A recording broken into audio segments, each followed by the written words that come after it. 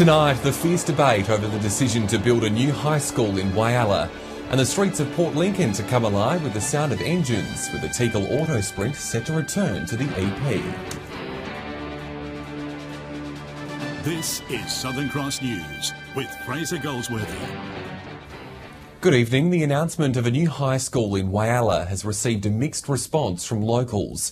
It comes as two of the three school principals of the current campuses voiced their support for the move, saying the town's students will be the big winners. John Hunt has more.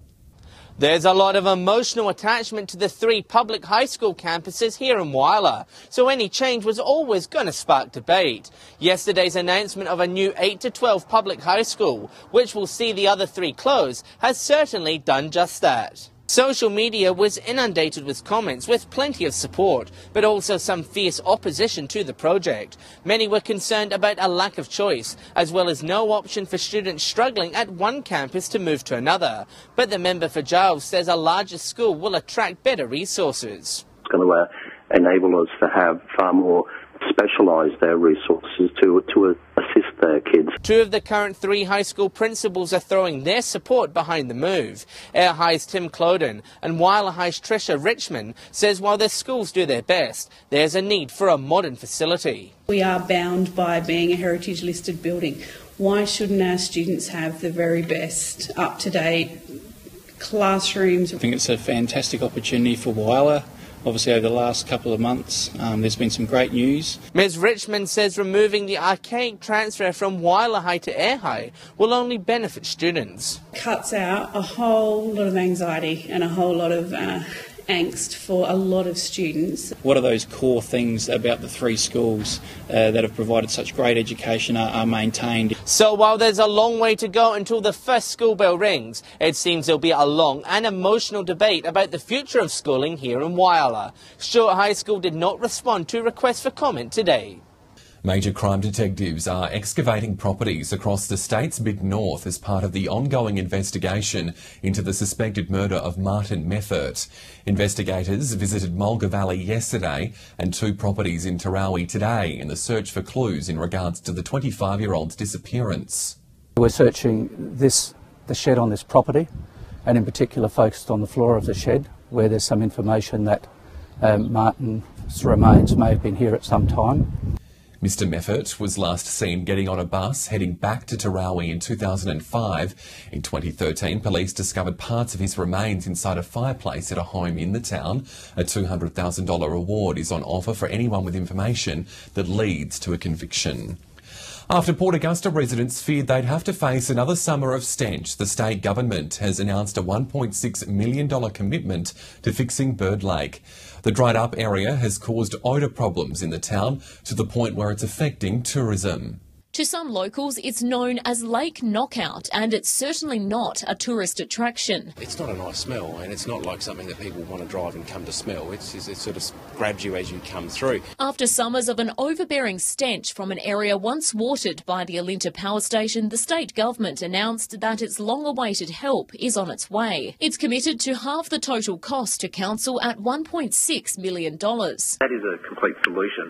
But if the federal government's not willing to come and help the people of Port Augusta, then, as I said, we've offered a Plan B for the council for a loan for the whole amount. Plan B is a $3.2 million loan to the Port Augusta Council, but the Mayor and state government are hopeful the feds will be on board. We're optimistic that now the state government's put half of the cost on the table, that the federal government will stump up and help out for the people of Port Augusta as well. The funds will be used to cover parts of the lake with topsoil. So Tonkins have already identified as part of the report, which identified that $3 million price tag, a way which you could remediate around the edges, which would actually fix a lot of the issues primarily visually and also the smell which we're witnessing at the moment as well. Until council makes its decision, Flinders Power has agreed to cover the area with odour suppressant. Amelia Simpson, Southern Cross News. The Tegel Auto Sprint will return to Port Lincoln next year, featuring a new concert to cap off the race. The sprint is expected to inject millions of dollars into the local economy, but organisers are now calling on government support to secure its future. It's the sound that'll soon be roaring through the streets of Port Lincoln once again. I don't think the town's seen anything like it. Organisers today announced the Auto Sprint will be back, bigger and more supercharged. We're going to have screens around the track and better access and, so that the experience for people coming, is great, much, much more fun. The sprint will feature a new concert and street party on Sunday night, giving race fans the ultimate experience. That gives a chance for our spectators, instead of wandering home, can come down here and just really enjoy the night. Over 9,000 people attended the inaugural event over Easter, with the town swelling to unprecedented numbers. Local businesses are keen to reap the benefits of the influx of racegoers. We had our best ever trading figures for Easter.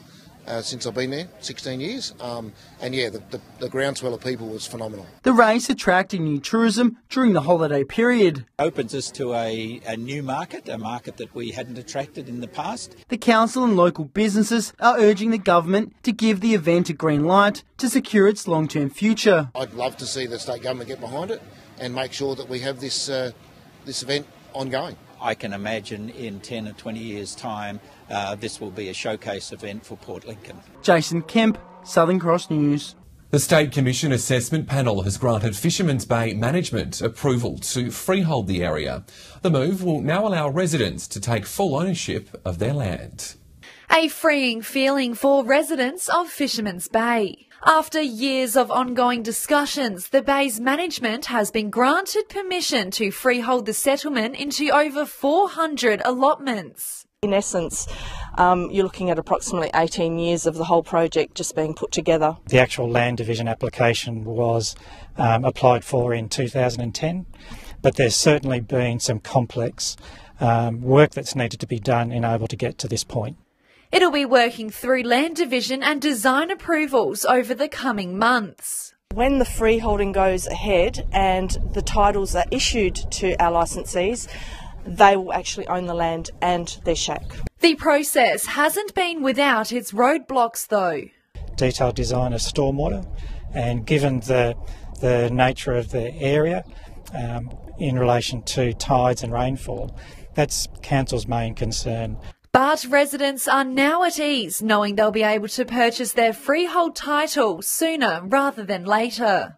Put their minds at ease a little bit more, the fact that it is going ahead and it is a really positive thing for Fisherman's Bay. It has now been finalised. It's been a long journey, but again, congratulations to all parties and now to the residents of Fisherman's Bay. Rachel Nell, Southern Cross News. After the break, Golden North sets its sights on interstate customers. The details next. Golden North Ice Cream is taking its famous creamy treats interstate, selling the product at locally owned and independent grocers. Traditionally, its products were only found in South Australia, and now it's hoped this move will help put the town of Laura on the map. South Australians have grown up enjoying the taste of Golden North ice cream. And it's that popularity that's seeing the local business take its renowned products interstate. The first shipment is already on its way. We've had our initial orders, so we've managed to do WA, Victoria, New South and Queensland. Golden North's factory has called Laura home since 1923. The interstate venture means an increase in supply, not only of product, but for workers too. A very rapid increase in demand for our product. So we'll need more milk, we'll need more cream, there'll be more hours for all of our staff, because absolutely everything gets produced at Laura. And while the business is busy transferring its ice cream across the country, it's also changing a few recipes, accommodating for those with a gluten intolerance. Whilst we've never put gluten-type products into our ice cream, some of our inclusions had gluten in it. And the best example I can give you is cookie pieces. With gluten on the way out, so are the macadamias, pistachios and hazelnuts. Once those have been replaced and removed, the Mid-North facility will become a nut-free zone. The nuts that we do have in the factory we are currently phasing out, and so we are replacing with biscuit pieces that are gluten-free, I might add, and most importantly palm oil-free. Rachel Nell, Southern Cross News. Broken Hill City Council says it will still be able to meet demand for roadworks despite a staff shortage. Councillors voted against contracting out work for its road resealing program at its monthly meeting. The idea had been considered due to a lack of employees caused by gradual attrition. Council says it'll meet demand by temporarily using staff from other outdoor departments for a 6-week program. Meantime, community groups in Broken Hill are being encouraged to get their applications in to receive some funding. The grants are aimed at supporting the upgrade of community facilities across sport and recreation, art and culture, as well as emergency preparedness. Funding ranges from $50,000 to $300,000. Voters in the federal electorate of Grey have the opportunity to have their say on the future of the seat. It comes after the decision was made to reduce the number of electorates across the country. Come the next federal election, South Australia will lose a spot in the House of Reps as our state seats drop from 11 to 10. A shift in population means all seats, including us here in Grey, will undergo a boundary change to reflect the current number of residents. Size of the seats in terms of the number of people enrolled in each needs to be broadly equivalent and stay that way going forward. South Australian voters are now able to have their say on the issue. Consultation is now open, with the AEC taking written submissions on the changes until December the 1st. It can be done online or via email. It can be provided in person to the AEC office in King William Street. The seat of Grey currently covers 92% of the state, from the WA border to the eastern border, and everything north of Clare. Its current member says anyone with a view should get involved. People feel like they've got something to contribute, they should. Mr Ramsey says he and his party will be making their own contribution, with good access to their local member a key issue. Everybody's got a right to be able to have access to their federal member, and there's a percentage that like to contact. John Hunt, Southern Cross News. In the news ahead, Broken Hill Council urges residents to nominate their floats for the upcoming Christmas pageant. That's next.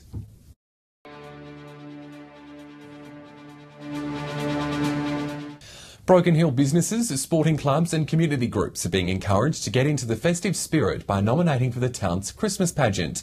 Last year's event was one of the biggest in recent times, and organisers are keen to see if participants can outdo it.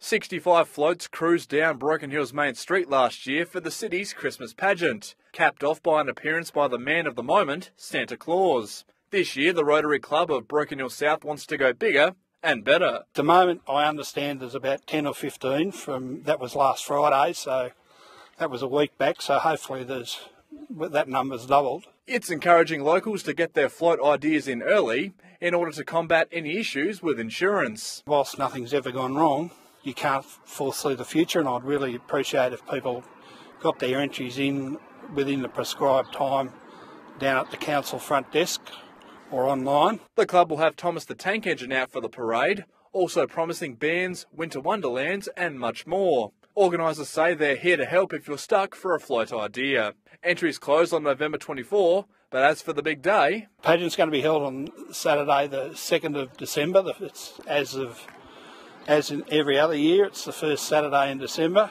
Patrick Roinke, Southern Cross News. Outstanding local companies have been recognised at Port Augusta's annual Business Awards. Winners say it's satisfying to see the rewards of all the hard work they put in behind the scenes. An annual event recognising the region's best and brightest businesses. Very, very surreal, very unexpected. You try hard throughout the year, and to be recognised within the Port Augusta business community is really, really nice. The Port Augusta Business Awards recognises excellent local operators who are undoubtedly the nuts and bolts of town. Southern Cross's own fish and chips guru won the coveted Outstanding Business Prize. Running the Port Augusta Comfort Inn in the town's current economic climate hasn't been an easy task. It was just basically business survival. Business hasn't been that crash hot up here for a few years. It's starting to turn the corner now, but just reinvest back in the business. Local apprentice graphic designer Sky Munns was awarded Apprentice of the Year. Just to get recognition, so you know you're not just busting your gut to do hard work. You know, people actually appreciate the work you do. And for excellence in hospitality and tourism, a local hotspot for caffeine lovers won the prize. We were just happy to be nominated, let alone become a finalist, and when our name was called out on the evening, it was a bit of a shock, but really, really great. Amelia Simpson, Southern Cross News. Time to see what's biting around the Gulf now. Here's Fishing Tips.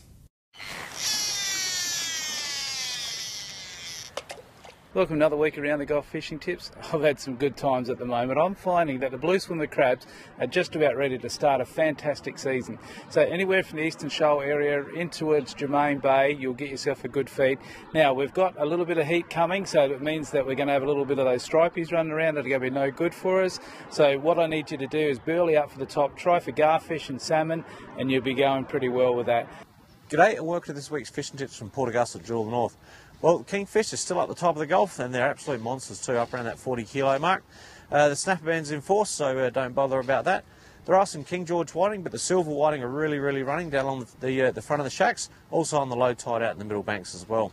There are some snook around Port Patterson and also down at Chinaman's Creek, and the crabs should be down there as well. The annual snapper closure is now on, so no target for snapper, unfortunately, but we can still get into some nice fish around the place. There's been some good whiting down towards Mount Young. There's also some good snook in the area.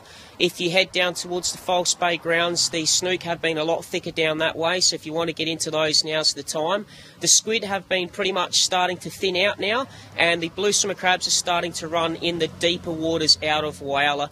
Best areas have been down the southern grounds. For the land-based anglers, there's been some nice big bronze whaler sharks coming in around the Point Lowly area, and a few kingfish amongst them as well. G'day and welcome to this week's Fishing Tips from Port Lincoln. Starting up around Arno Bay, where Ash Smith has been doing really well on the whiting out there. Down around Tumby Bay, out of the group, now's a really good time for some big whiting out there, and there's been plenty of reports of snook out and around the islands too. Down in Port Lincoln, the squid is still going really well. The size is slowly improving, and there's been plenty of snook around the bays as well. There's been some whiting around in the bays at the moment. Up around North Shore, the Sandhills and Boston Island have probably been the best bets late in the afternoon on the high tide. Out at Coffin Bay this week, there's been some great catches of salmon trout. There's been a few small whiting, and there's been some good garfish out there at the moment too. That's about it for this week. We'll see you again next week.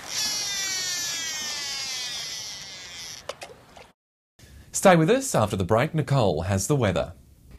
Plenty of blue sky about in Port Lincoln today. I'll have the region's forecast next. Welcome back to the weather now. Plenty of blue sky right across the region today. A top of 30 in Port Augusta, 28 the maximum for Broken Hill, hitting the high 20s in Port Pirie and Whyalla as well. A bit of a different story in Whyalla though, with showers about and a cloudy one in Adelaide. On the satellite, a bit of low cloud over the southeast near a cold front brushing the state is causing a few light showers. On the Gulf waters, winds will be southeasterly up to 25 knots, seas at around 1.5 metres, sunrise just before 20 past 6, the sun will go down closer to 7:50. A bit of a mix tomorrow, showers on the way for most places, Port Augusta hitting 23 degrees, a bit cooler in Whyalla for 19, rainy weather also expected in Port Pirie and Clare, looking pretty fine in Broken Hill, but it's a different story for Adelaide, showers on the way for 19 degrees. Having a look ahead, cloud will be clearing in Port Lincoln for a lovely Saturday. It is short-lived though, with showers kicking in Sunday. A bit of a similar story in Cleve and Woodner as well, warming up on Monday for 29 degrees. A wet weekend in Whyalla with plenty of rain on the way. Relief for the fireys in Port Augusta. A good soaking expected on Saturday, but still warm for 28 degrees. And a similar outlook in Kadina, seeing showers linger for a few days. And we'll be looking to spend some time indoors at Port Pirie with rain persisting over the next few days. Clearing up Saturday in Clare before showers set in from Sunday. And the blue sky will be turning grey tomorrow at Broken Hill with showers on the way from Saturday. So we're in for a bit of a miserable weekend ahead, Fraser. Bit of a shame. Thanks, Nicole. And that's all the news for now. Thanks for your company. I'll have updates later. Until then, enjoy your evening. Good night.